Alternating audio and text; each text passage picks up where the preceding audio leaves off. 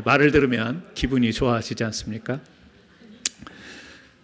오늘은 잠언서 1장 22절 말씀을 가지고 어리석음은 질서가 무너진 것이다, 이런 제목으로 말씀을 나누려고 합니다. 이 탈무드에 나오는 이야기 하나를 소개해 드리겠습니다. 어떤 왕이 종에게 물고기를 사오라고 그랬습니다. 종은 이제 물고기를 구해 왔는데 이 악취가 나는 썩은 물고기를 어떻게 된 연유인지 사가지고 왔습니다. 왕이 화가 났겠죠. 싱싱하고 좋은 물고기를 가져왔어야 될 텐데, 그래서 이제 왕이 화가 나서 소리를 지릅니다. 이 악취가 나는 물고기를 사옴으로 인해서 너에게 3가지 벌을 내릴 텐데 그 중에 하나 네가 선택하라 라고 이야기를 했습니다. 이 종이 생각해 보니까 그래도 제일 자기 입장에서 손해를 안 볼 수 있는 것이 뭐냐면 그냥 악취 나는 물고기를 먹는 것이 제일 낫겠다 싶어서 물고기를 먹겠습니다. 근데 먹다 보니까 막 구역질이 나는 거예요. 도저히 이게 먹을 수가 없습니다. 왕이시여, 제가 생각이 바뀌었습니다.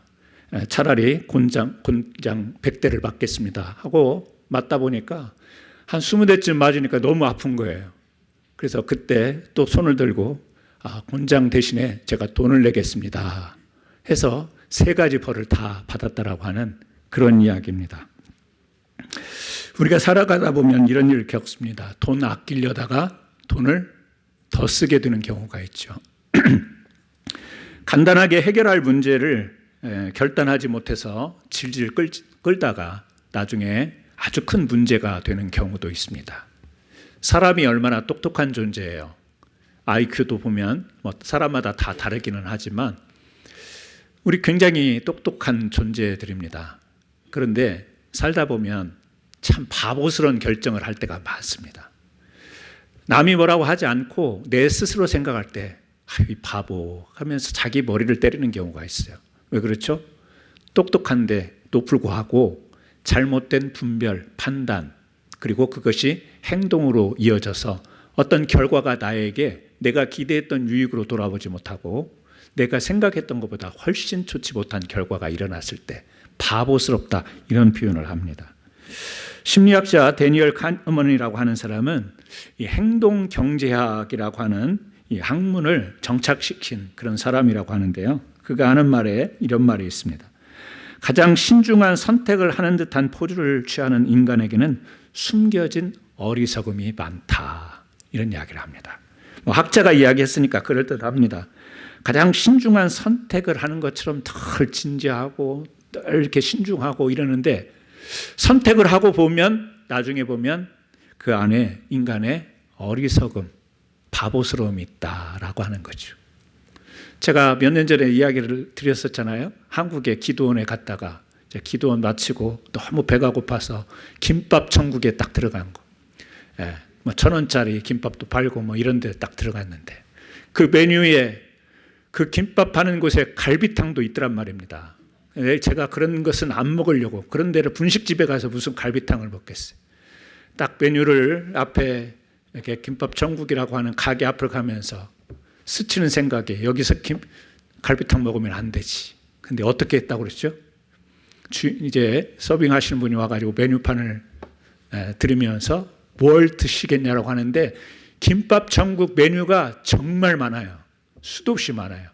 그 순간 갈등하고 있는 사이에 이제 그 종업원은 서 있고, 그래서 제가 지적하고 결정한 메뉴가 갈비탕이었잖아요.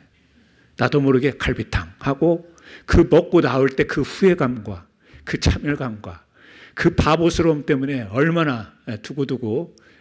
근데 사람이라는 존재가 나도 모르게 그런 때가 있는 겁니다. 냉철한 분별력과 냉철한 생각을 가졌음에도 딱 어떤 순간을 결정할 때는 전혀 자기의 똑똑함과 상관없는 우매한 일을 우리가 선택할 때가 있죠. 어리석다라고 하는 이 사전적 의미는 행동이나 생각이 둔하고 빠르지 못하다라고 하는 일반적인 사전적 개념이 있습니다. 성경에 보면 어리석다라는 말이 이렇게 사전에 국한된 의미로만 쓰인 게 아니라 참 다양한 의미로 쓰여 있어요. 그래서 이 어리석다라는 말이 가장 많이 나오는 곳이 잠언서입니다. 여러분 잠언서 그러면 생각나는 것이 지혜일 거예요. 그런데 이 지혜와 상반되게 가장 어리석다라고 하는 이 단어, 어리석은 자, 어리석은 자들, 우매한 자라는 말이 단수로도 나오고 복수로도 나오는데 56번 나옵니다. 영어로 fool, 발음이 좀 이상하더라도 바보스러움, 바보. 동사로 쓰려면 속이다, 바보 취급하다. 당신 나 바보 취급했어 라고 할 때 그런 의미를 가지고 있는데, 또 오늘 읽은 우리가 잠언서 1장 22절에 보면 거기엔 simple이라는 단어가 나옵니다. 단순, 간단 그런 뜻이지만 바로 어리석음, 바보스러움 이것을 의미하는 단어인데요.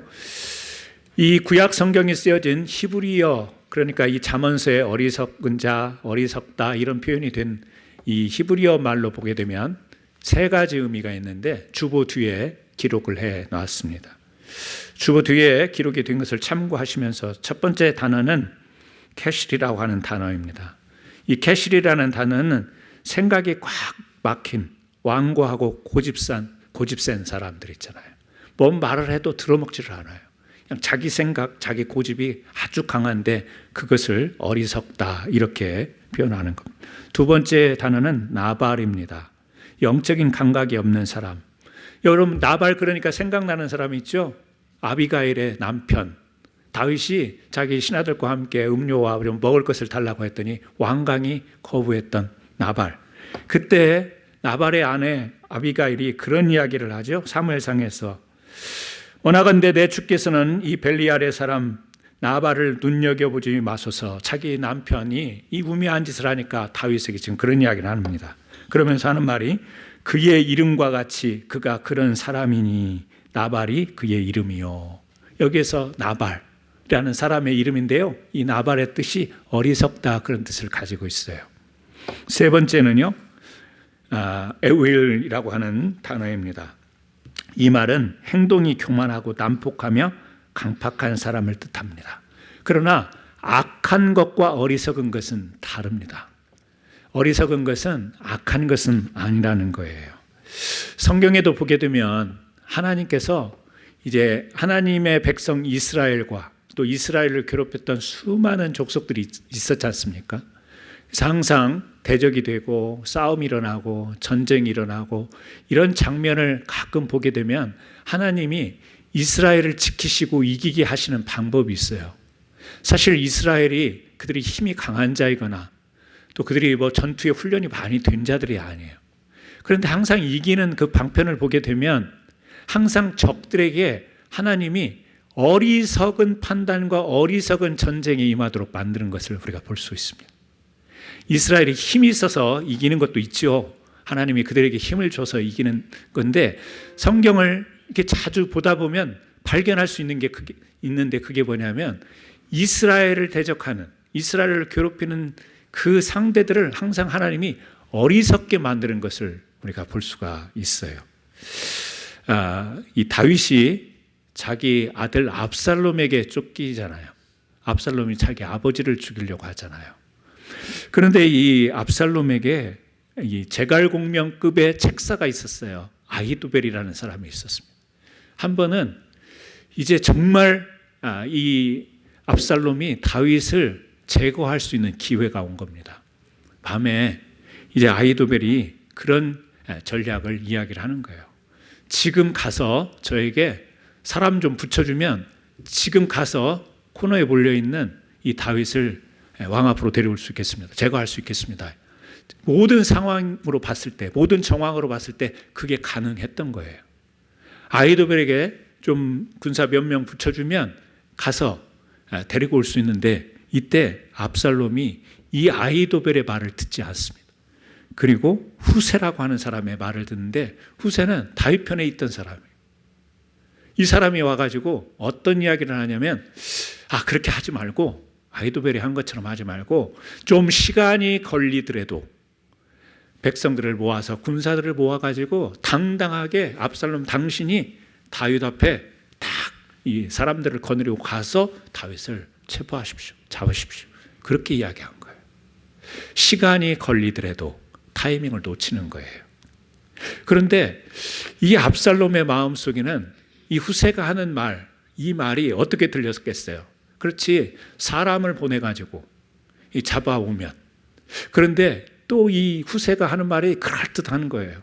자, 이 아히도벨 말처럼 아히도벨을 보내면 다윗이 누굽니까? 당신 아버지가 누굽니까? 분명히 다윗은 어딘가 숨어 있다가 아히도벨이 딱 덮친다고 할 때 오히려 그 뒤를 덮칠 수 있는 그런 탁월한 다윗 아니겠습니까?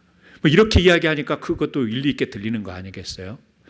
그러니까 그렇게 일리 있게 들리는 말과 더불어서 내가 당당히 앞장서서 사람을 보내서 잡아오는 게 아니라 내가 내 손으로, 아버지이지만 지금 정적이 돼 있으니까 그런 마음이 들었던 거예요. 그래서 누구의 의견을 따르나요?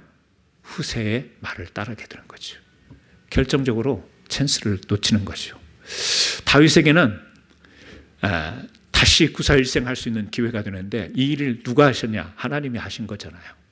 하나님이 하시는 일인데 어떻게? 압살롬에게 어떤 선택을 하게 해요? 어리석은 선택을 하게 하는 거예요. 이 이야기뿐만 아니라 성경을 읽다 보면 이 우매한 일을 하는 이스라엘 대항하는 적들, 왜 저렇게 선택을 했지? 저런 결정을 했지? 의아할 정도로 그런 선택하는 것을 볼 수가 있습니다. 여러분, 우리가 살아가다 보면 갑자기 어리석은 것을 보게 돼요. 정말 저 사람 똑똑했거든요. 정말 저 사람은 정말 뭐 이만큼도 여지를 두지 않고 철저하고 계산이 분명하고 이런 사람인데 어느 날 보면 갑자기 멍청해진 거예요. 갑자기 어리석어진 거예요. 여러분 그런 거 경험해 보시지 않았습니까? 어느 대상이 아니라 내 자신이 그럴 수도 있습니다. 생각하지 않은 그런 우리가 어리석음을 경험할 때가 있습니다. 여러분 멀쩡하다가도 그런 일을 우리가 겪게 돼요. 그런데 이 이야기 속에 이어지는 아히도벨이라는 사람은요, 자기가 책사로서 그런 좋은 전략을 해서 다윗을 잡을 수 있는 기회를 놓쳤잖아요. 후세에 빌려서. 어떻게 되나요? 그것 때문에 괴로워하면서 자살을 해버려요. 여러분 이런 일들이 성경에 기록이 되어 있는 거예요. 아니 이야기처럼 들리지만 우리가 살아가는 세상 속에서 보일 수 있는 문제들입니다. 정말 똑똑하고 정말 전략도 있고 계획도 있고 행동력도 있고 추진력도 있는데 뭐 한 번 딱 막혀버리니까 거기에서 자포자기 해버리고 앞으로 일어날 일이 뻔히 어떤 일이 일어날지 예상이 되어지면서 거기에서 포기해버리는, 이게 어떤 일들이죠? 어리석은 일들이에요. 그래서 우리가 사람들이 참 똑똑한 머리와 지혜 또 경험과 체험을 가지고 살아가지만 이 어리석음이라고 하는 것은 한순간적인 일이 벌어지는 것이다. 그래서 이 어리석음은 사실은 우리가 내가 어리석다 인정하지 않고 바보스럽다 인정하지 않으려고 하지만 우리가 늘 가지고 있는 문제여서 판단하고 결정하고 또 그것을 실천하는 이 모든 일에 우리의 어리석음을 냉철하게 볼 줄 아는 그런 지혜가 필요한 것이죠. 로리 스톤 샤프라고 하는 코넬 대학교의 인류학 교수입니다. 이분이 논문을 썼어요. 어떤 논문을 썼냐면 석기 시대 오스트레일리아, 호주죠. 호주인들을 위한 쇠도끼라고 하는 논문을 썼습니다. 호주의 북부에 가보면 1930년대까지 구석기 문화를 유지했던 부족이 있었나 봐요. 그 부족의 이름이 이류론트라고 하는 부족인데요. 이들은 1900년대, 1930년대 그때까지도 돌도끼를 사용하면서 살았던 그런 부족이라고 해요. 그런데 1915년에 영국 성공회가 인근에 선교센터를 만든 겁니다. 그리고 그 부족에게 다가가서 이 돌도끼를 쓰는 부족에게 다가가서 쇠도끼를 전달을 한 거예요. 돌보다 훨씬 더 발전된 문명 아니겠어요?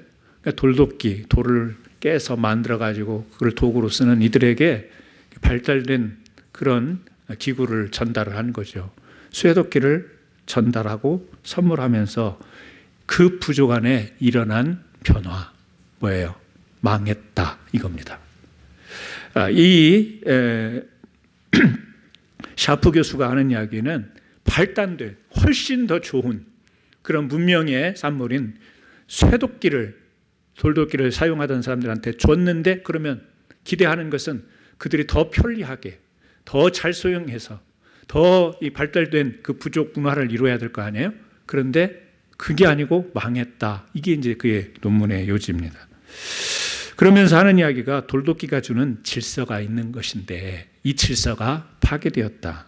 왜냐하면요, 이 돌도끼 제작 사용 권한을 중심으로 그 당시에 부족 사회에 위계 질서가 생기고 관습 문화가, 남자들이 이 돌도끼를 만들기 위해서 산으로 돌을 이제 구하러 가고, 또 아니면 이 물물 교환을 하는 어떤 다른 부족과의 이 돌의 유입을 위해서 남자들이 앞장서서 그런 일들을 했다라는 거예요. 또 구입하고 그런 것을 만드는 젊은 남자들이 가서 돌을 구해오면 노인 남자들이 또 잘 갈아서 기술이 좋으니까 돌도끼를 만들고 이렇게 했었는데, 그러니까 어떻게 보면 권위이면서 또 그것이 위계이면서 관습이면서 문화였던 것이 쇠도끼를 갖다 주니까 이제는 여자들도 쇠도끼를 들고 아이들도 쇠도끼를 들고, 그래서 그 안에 이 문화가 서서히 질서가 깨졌다라는 거예요. 그래서 이 쇠도끼를 얻기 위해서 부녀자들을 팔기도 하고, 그것을 얻기 위해서 이 잘못된 방법의 거래가 이루어지기도 하고, 질서가 혼동되는, 또 이 도둑질이 횡행하게 되는, 그 부족들이 평안하게 그 질서 안에서 살았는데 이 쇠도끼가 들어오면서부터 그 안에 그 공동체의 질서가 파괴되고, 여자들이 이제 남자들의 어떤 질서를, 왜냐하면 여자들도 쇠도끼 있잖아요. 남자들이 돌도끼 들으면서 뭐라고 하면 여자들이 쇠도끼 들어가고 덤벼 이러면서, 그러면 어떡할 거예요? 이런 질서들이 깨지는, 그러니까 이렇게 표현을 했지만 그 안에 문화적인 위계 질서가 깨지면서 어려움이 왔다. 이것을 논문으로 발표한 내용입니다. 여러분, 혁명 같은 쇠도끼가 이 구석기 유물 같은 돌도끼를 쓰던 사람들에게 주어졌을 때 발전이 아니고 오히려 퇴보와 또 오히려 안 좋은 일이 벌어졌다라는 거죠. 여러분 다 스마트폰 가지고 계시잖아요. 이 스마트폰이 있으면서 이거는 혁명이라고 이야기하잖아요. 혁명. 얼마나 편리해졌습니까?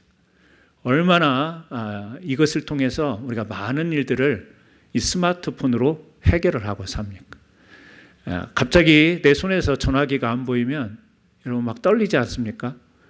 그리고 그 전화가 없으면 밖에 나가지도 못하고 전화기가 수중에 있어야만 움직일 수 있는. 그런데 그 스마트폰을 우리가 가지고 살면서 일어나는 일들이 뭐죠? 기억력. 전화번호를 옛날에는 식구들 전화번호 정도는 외웠는데 지금은 기억 못합니다. 다 저장되어서 그냥 우리가 누르기만 하면 신호가 가는 이제 이런 편리한 스마트폰을 사용하다 보니까 우리 머리로 기억해내야 될 것들을 기억해내지를 않습니다. 굉장히 의존도가 높아지지 않습니까? 내가 찾아서 하고 내가 알아서 해야 될 것들을 우리가 그것에 의존하면서, 물론 장점이 훨씬 많죠. 비교할 수 없을 정도로 이 스마트폰이 주는 우리에게 유익이 있을 겁니다. 하지만 유익만 있는 것이 아니라 거기에는 또 우리에게 가져다주는 좋지 못한 단점도 있는 것이죠. 저는 특별히 여러분에게도 유익이 될 거라고 생각은 하지만 예배에 관한 부분을 한정해서 이야기를 하자면, 이 스마트폰이 우리에게 가져다주는 예배의 질서를 한번 생각해 보면, 물론 예배에 도움이 되는 것도 많이 있고, 또 어떤 때는 정말 예배할 수 없는 환경에서 이것이 우리의 예배를 돕는 도구가 될 수도 있지만, 어떤 면에서는 이런 것들이 우리의 예배의 질서를 깨뜨리는 것이 아닌가. 그냥 이거 있으면 예배를 드릴 수 있다라고 하는 것이 정말 하나님께서 우리에게 허락하신 그런 예배의 어떤 진정성이라든지 또 예배의 자세라든지 이런 것들을 깨트리는 것이 아닌가, 이런 생각도 해보게 됩니다. 이스라엘이 남북으로 갈렸었잖아요. 북쪽을 이스라엘이라고 하고 남쪽을 유다라고 했습니다. 남쪽 유다는 그래도 예배 중심의 질서를 계속해서 지키려고 노력을 했습니다. 다윗의 길을 걸어간 것이죠. 그런데 북쪽 이스라엘은 인간 중심의 질서를 추종하게 됩니다. 여로보암의 길을 따르게 되는 것이죠. 그래서 그 성경의 내용, 이 북쪽 이스라엘과 남쪽 유다의 그 이야기를 이렇게 들여다보면 이 보이는 장면이 있습니다. 그게 뭐냐면 이것이 예배 때문이다, 이것이 예배드리는 문제다, 이렇게 나와 있지는 않지만 그 북쪽 이스라엘의 분위기, 흐르는 분위기와 남쪽 유다의 흐르는 분위기를 이렇게 눈으로 확인할 수 있는 부분이 있어요. 북쪽 이스라엘은 예배가 많이 무너져 있고 형식을 따르고 그들이 원하는 예배의 처소를 만들어 놓고 산당을 만들어 놓고 예배의 질서를 깨트리는 가운데 예배를 드린다고 하는 것이고, 그래도 남쪽 유다는 하나님이 하신 그곳에서 예배의 질서를 유지해 가려고 하는 그런 분위기가 있었던 것이죠. 그것이 삶의 어떤 그런 환경에 그대로 고스란히 영향이 끼쳐지는 것을 볼 수가 있습니다. 북쪽 이스라엘과 남쪽 유다에 비슷한 위기가 왔습니다. 북쪽 이스라엘에는 아람 왕 베나닷이 이제 북쪽 이스라엘 사마리아 성을 포위한 적이 있습니다. 그러니까 봉쇄 고사작전이죠. 성을 에워싸버리면 성 안에 있는 백성들이 나가지도 못하고 들어오지도 못하니까 밖에서 농사 짓던 거, 과일들 구해와서 먹고 살아야 되는데 딱 봉쇄가 되니까 그 안에서 고립되어서 이게 어려움을 당하는 그런 작전이었습니다. 이때 막 굶주리기 시작합니다. 나가서 음식을 구해오는 것은 바로 죽음을 의미하기 때문에 나갈 수가 없습니다. 이때 막 그 사람들이 아우성을 치죠. 성경에 보니까 이스라엘 왕에게 한 여성이 울부짖으면서 막 토로합니다. 어떤 내용이냐면 우리끼리 먹고 살 길이 없어서 어떤 여자가 제안을 했다. 오늘은 네 자식 먹고 내일은 내 자식 먹자. 성경의 표현이 그렇게 되어 있잖아요. 정말 사실이었는지는 모르지만 과장인지 사실인지, 하지만 이런 내용이 기록이 되어 있어요. 오늘은 네 자식 먹고 내일은 우리 자식 먹자. 그래서 잡아 먹었어요. 성경에도 먹었다 이렇게 나와 있어. 먹었어. 그 다음 날은 뭐 했어요? 오늘은 네 자식 먹자고 하니까 내 자식을 내놓았어요. 내일은 저기 있는 사람이 말한 그 자식을 먹어야 되는데 없어. 나타나질 않아. 내 자식만 희생이 되고 자기는 먹고 사라져버린 거예요.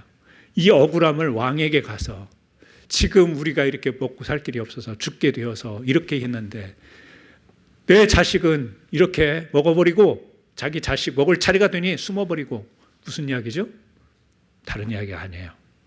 그 땅에, 그 사회에 정의가 깨졌다 이 이야기를 하는 겁니다. 그러니까 이 예배의 질서가 무너진 곳에서 나타나는 그 현상은 뭐냐? 정의와 공의가 깨지는 사회. 다시 말하면 세상이 엉망진창이 되는 거예요.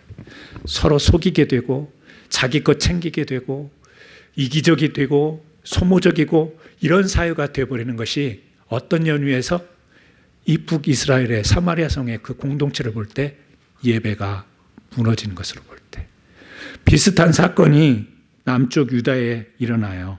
아수르가 또 히스기야가 왕일 때 성을 에워쌉니다. 이번은 남쪽이에요. 그때 히스기야 왕이 또 자기 신하들과 했던 일이 뭐죠? 굵은 베옷을 입고 하나님 앞에 항복 문서를 가지고 달려가서 하나님 앞에 엎드립니다. 그러면서 하나님 앞에 아뢰는 이야기가 뭐냐면 열왕기하 19장에 나오는 이야기인데요. 하나님, 우리가 죽게 됐습니다. 그런 이야기를 하면서요. 살려달라고 하는 이야기를 하면서 아이를 낳을 때가 되었으나 해산할 힘이 없도다. 이런 시적인 표현을 해요. 아기를 낳을 때가 되었으나 해산할 힘이 없도다. 힘이 없으면 산모도 죽고 아이도 죽어요. 우리가 다 죽게 됐다. 이것을 어떻게 해요? 하나님 앞에 가서 아뢰는 거예요. 하나님 앞에 가서 엎드려서 항복 문서를 들고 엎드렸다라는 것은 그게 뭐예요? 기도요? 예배예요. 이런 모습 속에서 하나님이 남쪽 유다를 보호하시고 지켜주시잖아요. 여러분, 똑같은 위기가 온 것 같아요. 똑같은 어려움이 온 것 같아요. 그런데 한쪽은 그들의 그 예배의 모습이 흐트러져 있었어요. 한쪽은요, 그들도 남쪽 유다도 마찬가지긴 했어요. 그들의 마음속에는. 하지만 왕과 더불어서 그래도 하나님 앞에 엎드리고 예배하려고 하는 그런 노력이 있었습니다. 그런 것들이 위기가 다가오고 그 공동체 안에서 어떤 발생했던 문제 속에서 결과로 열매로 드러나는데, 한쪽은요, 정의가 무너지고 사람들이 사람을 속이고 부패하고 타락하고 이런 것이었다면, 한쪽은요, 비슷했지만 하나님의 은혜를 통하여서 회복이 되고 붙잡힌 바 되고 보호가 되고 지킴이 되는 이런 결과를 낳는 것이죠. 여러분, 오늘 우리의 예배가 무너져서는 안 될 줄로 믿습니다. 예배가 예배로 끝나기 때문에, 끝나는 것이 아니기 때문에 그렇습니다. 오늘 우리는 썬데이에 가서 1시간 예배 드리고 나면 그게 일주일 연례 그냥 매주일 드리는, 그래서 예배 끝나면 그걸로 끝난 걸로 생각하지만 그렇지 않습니다.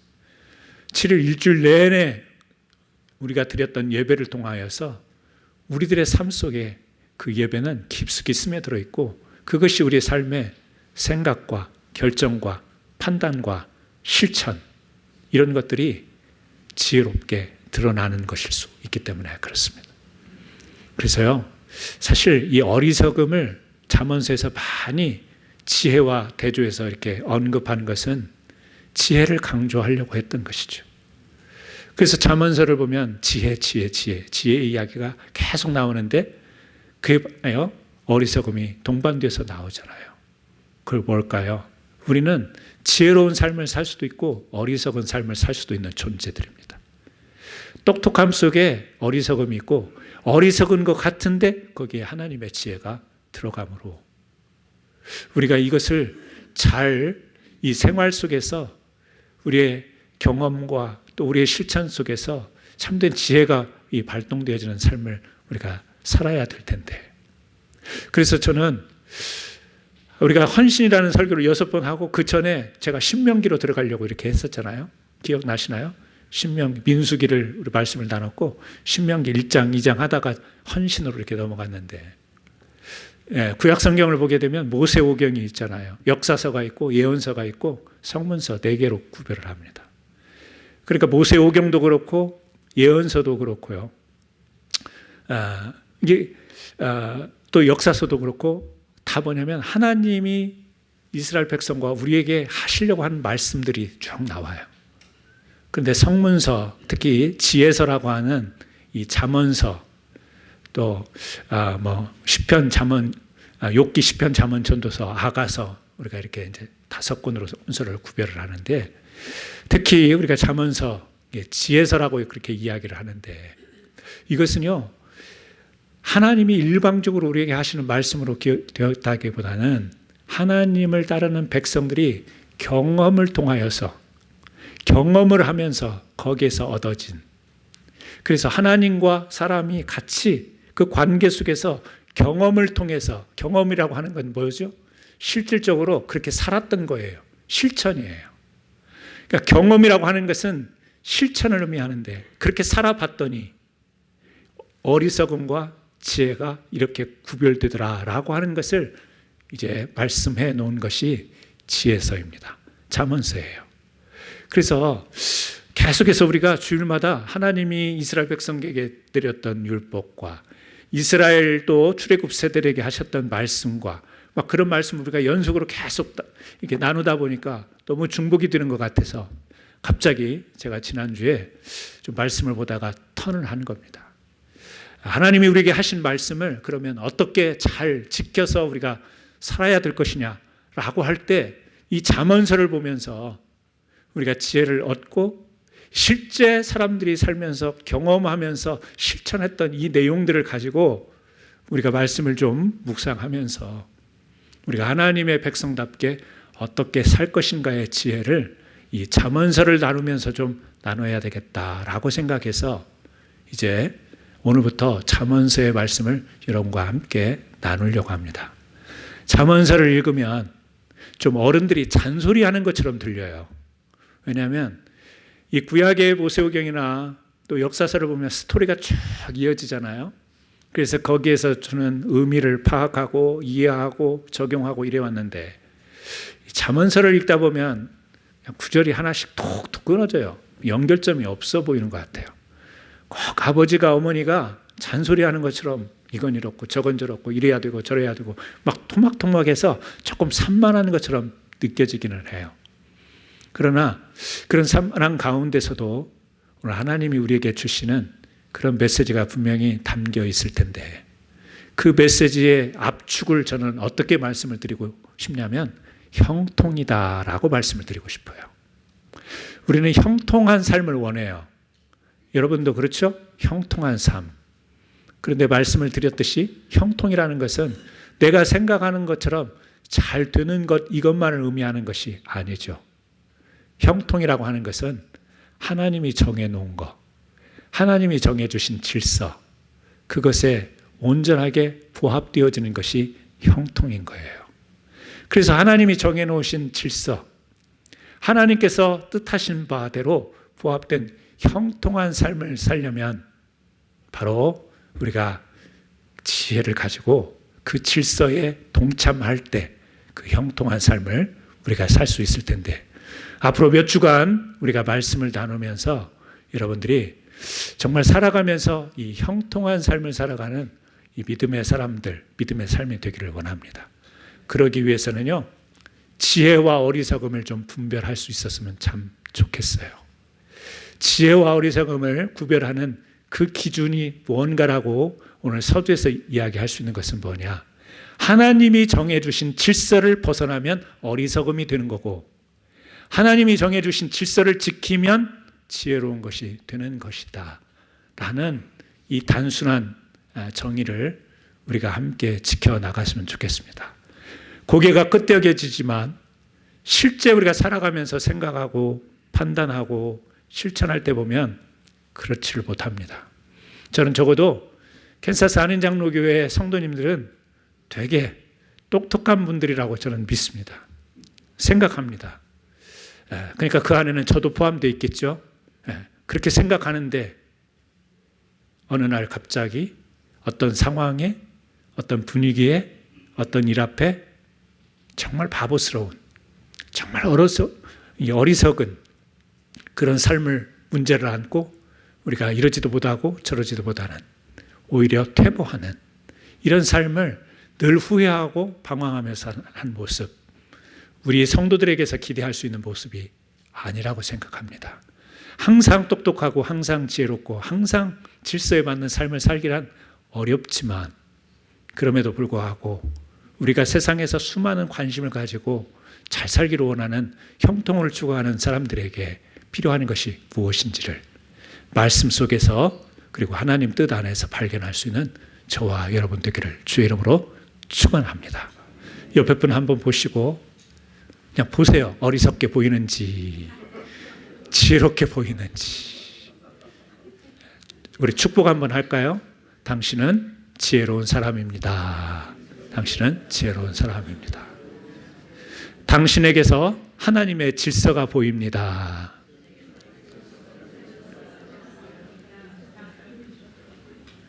자, 바보라는 단어는 우리에게 해당이 되지 않습니다.